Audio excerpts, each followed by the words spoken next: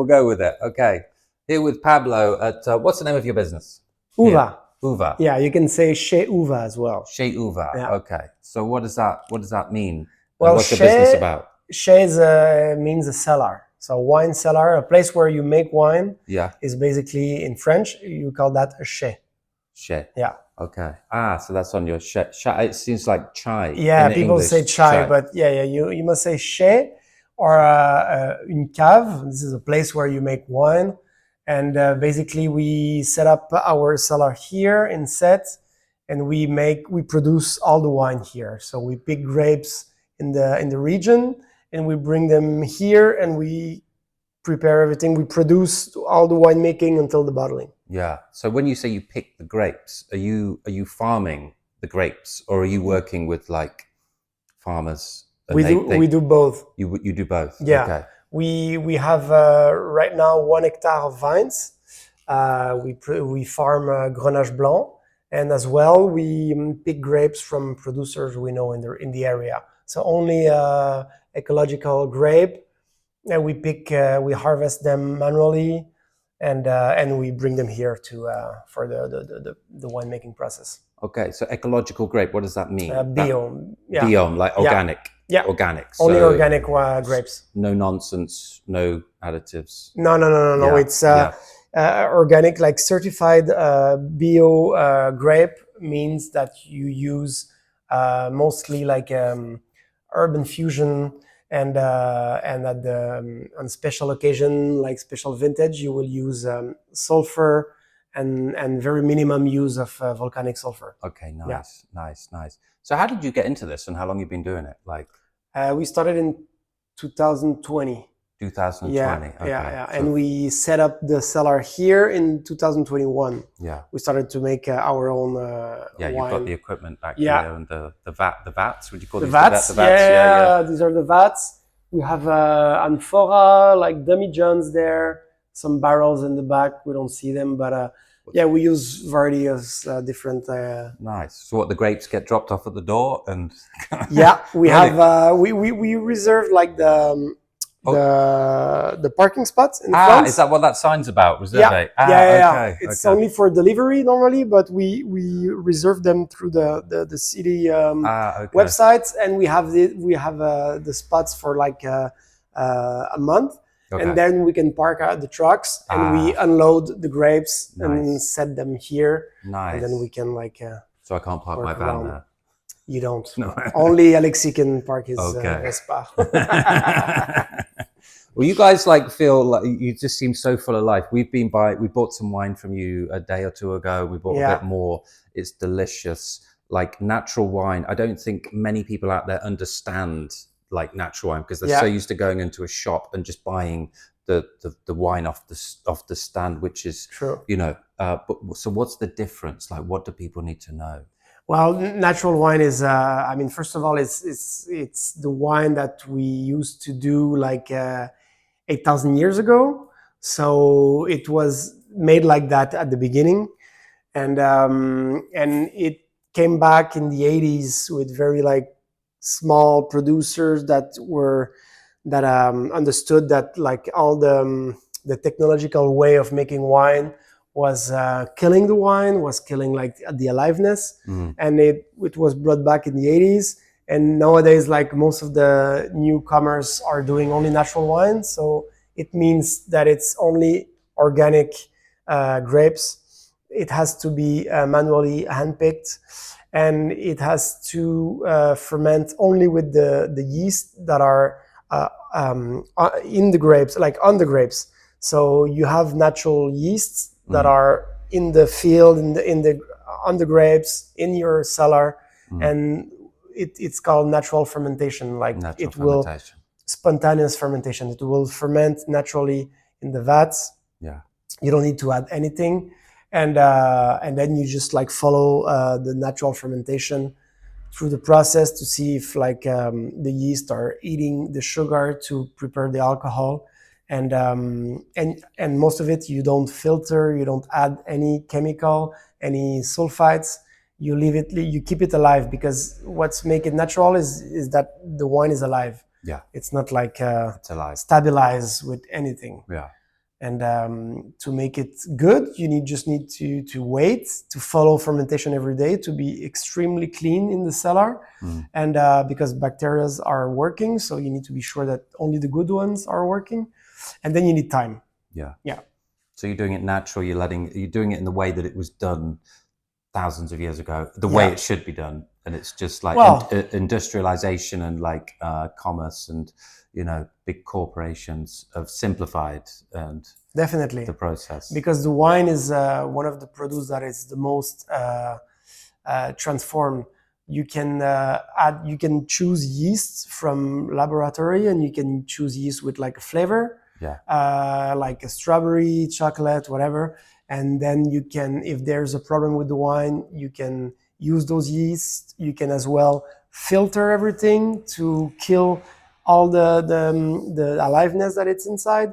And then you can add sugar, you can add acidity, you can basically make your pastry and make it taste the same every year. Okay, nice. So I think Alexis is over here. Hey, Alexis, do you want to stand up? We're doing experimentation. My arm's aching. If you hold it up. You can put it on the table as well. That's like, we could put it on the table. Yeah. So, you know, antioxidants? Like in grape juice, natural grape juice in grapes, there's natural antioxidants that are very good for our body. Yeah. But in wine, it tastes so thick compared to this stuff. This is light and like, you know, a lot more thinner, which is lovely. Are the antioxidants more alive in the natural wine? Well, yeah. I mean, the juice is alive and it's natural, so definitely you will feel it when you drink it. But what's important is when you add skin contact. That's why orange wine are so like in fashion right now. But it's also because all the nutriments and like the vitamins and the antioxidants are in the skin, on the skin. So you need to do the skin contact. So in red, it's really common. But in white is really important as well, because you will bring all this richness and all the good side that it's on the yeast. Yeah, we're a little bit topsy turvy. There we go. Professional setup.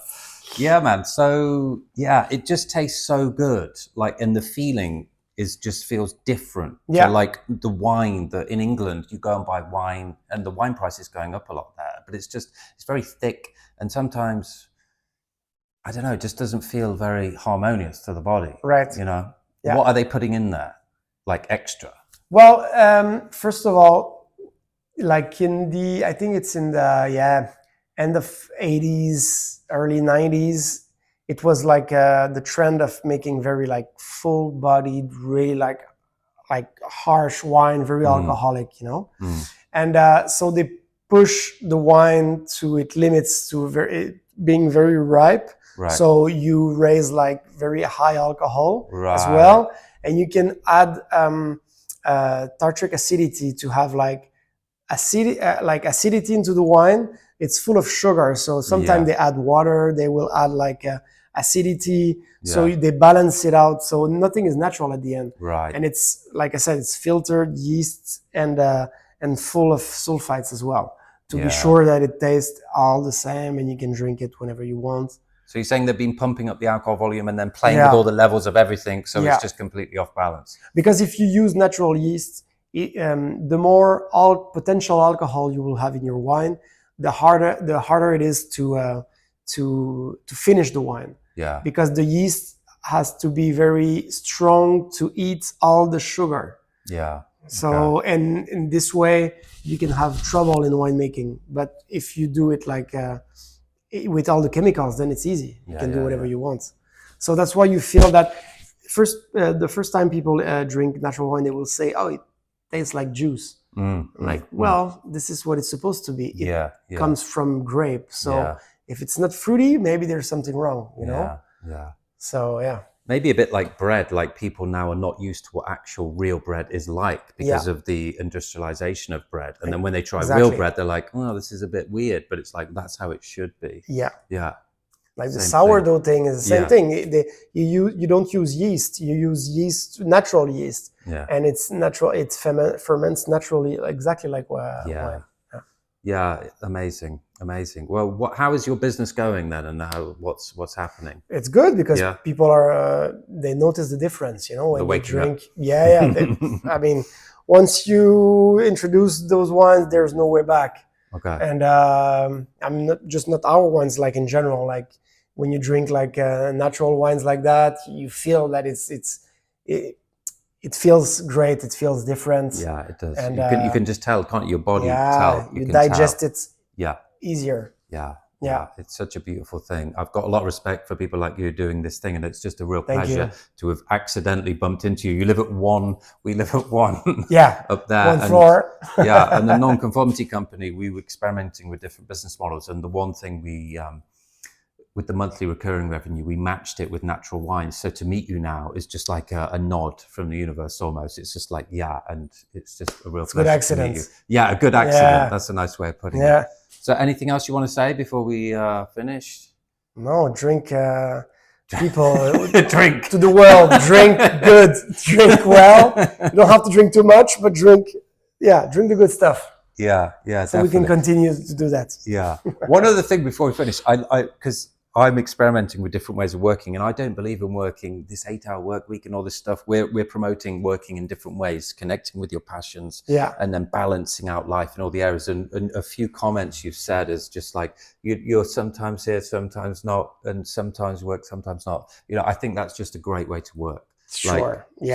How do you do? Good. That's kind of how you've said it. How do you kind of go with the flow? Well, I mean, that's it's fortunate for us because we it's our business. So of course we work around, like sometimes I will work at night, but you know, you choose your schedule, and that's pretty, like, it's a chance. Definitely. Very lucky to do that. Yeah, excellent. One last question. Do you sometimes because I found this, do you sometimes when you say, right, I'm going to go and work tomorrow and work on this, and then you don't want to do it, but then if you give yourself a day off, then you get inspired and want to work on stuff? Like, it's like the opposite.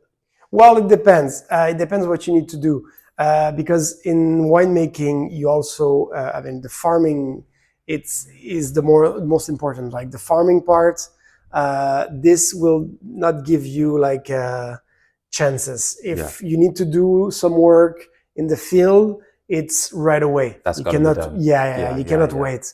So this is the hard part. Like if it rains, if there's too much sun, if you need to treat the vines, whatever, this has to be done right away.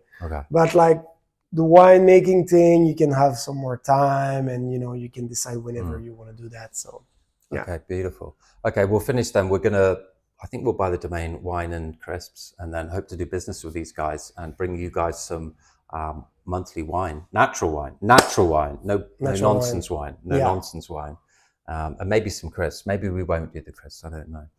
Do you know any crisp producers?